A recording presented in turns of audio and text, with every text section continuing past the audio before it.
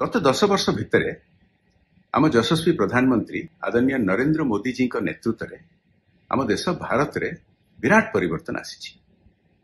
मन पकांतु समय थिला जो कौन सी समस्या रे आम देश अन्य देश मानकर साहाय्य उपरे निर्भर थिला, किंतु सेटा पूरा पूरी भाव में बदली जाइए। एबे कोविड हो किंबा अर्थनैतिक समस्या हो किंबा युद्ध अंचल लोकों को उद्धार करने काम हो, सबु दिगरे अन्य देश मान तुलन में भारत बहु आगे अच्छी।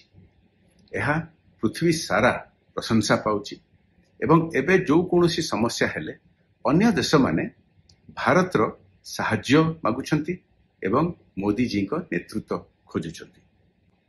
और निवेदन आसंतु एथर मिसिकी कौन सी मिछ प्रचार अन्य मानकठु न शुणिकी कौन सी लोभ धमक चमक को खातिर न करिकी एथरक मोदी जी को हाथ मुठा टाण करवा, पद्म फूल को सफल करवा एवं लोकसभा 400 पार करवा केन्द्रापड़ा समेत। सुवर्ण भारतर सुवर्ण ओडिशा गठन ପାଇଁ बीजेपी को भोट दियंतु।